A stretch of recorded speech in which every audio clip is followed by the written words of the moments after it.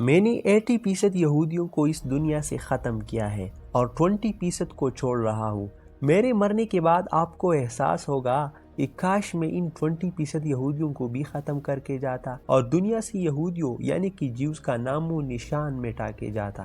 دوستو، یہ الفاظ تھے جرمن چانسلر ایڈولف ہٹلر کے، جس کی سربراہی میں جرمن نازی پارٹی نے ورلڈ وار 2 کے دوران 60 لاکھ یہودیوں کو موت کے گھاٹ اتار دیا تھا۔ وہ کون سی ریزنز تھی جس کی وجہ سے ہٹلر نے یہودیوں کا قتل عام کیا تھا؟ کیا سچ میں ہٹلر یہودیوں کو مارنا چاہتے تھے یا مسلمان عالم نے اسے کہا تھا کہ یہودیوں کو مار دو؟ اور سب سے انٹرسٹنگ یہ کہ کیا ہٹلر کی بات سچ بھی ثابت ہوئی فیوچر میں؟ آئے انہی کویسچنز کو آنسر کرتے ہیں آج کی اس ویڈیو میں۔ ایکچول میں ہٹلر جرمن قوم کو دنیا کا سب سے بہترین قوم سمجھتا تھا۔ وہ کہتا تھا کہ صرف جرمن قوم کو دنیا پر حکمرانی کا حق حاصل ہے اور جرمنی کی ترقی کے لیے ضروری ہے کہ تمام غدار ختم کی جائے۔ پہلے جنگ عظیم میں جرمنی میں رہنے والے یہودیوں نے برطانیہ کا ساتھ دیا تھا، جو کہ جرمن قوانین کے سخت خلاف قدم تھا۔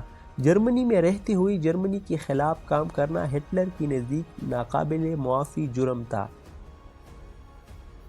ہٹلر یہودیوں کی پرانی تاریخ سے بھی واقف تھا کہ کیسے یہودیوں نے اللہ تعالیٰ کے پیغمبروں کی بدعہدی کی تھی۔ ایک عیسائی ہونے کے ناطے وہ اس سے بھی واقف تھا کہ وہ یہودی علماء ہی تھے جس نے عیسیٰ علیہ السلام کو پھانسی دلوانے میں کلیدی کردار ادا کی تھی۔ ایک موٹا ریزن یہ تھا کہ پہلے جنگ عظیم میں جرمنوں کو شکست ہوا تھا، جس سے جرمنی میں فائنانشل کرائسس یعنی کہ معاشی بحران پیدا ہوا تھا۔ ہٹلر نے یہودیوں کو اس کا ذمہ دار ٹھہرایا، جس کی کانسیکوینسز میں یہودیوں کو قتل کیا گیا۔ انہی ریزنز کو سمرائز کیا جائے تو 5 موٹے وجوہات بنتے ہیں۔ نمبر 1، جرمنوں کی نسل پرستی۔ نمبر 2، یہودیوں کی غداری۔ نمبر 3، مذہبی تصادم۔ نمبر 4، معاشی بحران۔ نمبر 5، یہودیوں کی پرانی تاریخ اور فیوچر میں یہودی پروٹوکول۔ اس پر میں نے الگ انٹرسٹنگ ویڈیو بنائی ہے، لنک ڈسکرپشن میں ہے، بہت ویلیویبل ہے۔ اسرائیلی پرائم منسٹر نیتن یاہو نے الزام لگایا تھا کہ ہٹلر یہودیوں کو نہیں مارنا چاہتا تھا۔ یہودیوں کو مارنے کا یہ آئیڈیا اسے ایک مسلم عالم دین حاجی امین الحسینی نے دیا تھا۔ Hitler didn't want to exterminate the Jews at the time, he wanted to expel the Jews. And Haji Amin al-Husseini went to Hitler and said, if you expel them, they'll all come here. So what should I do with them? He asked. He said, burn them.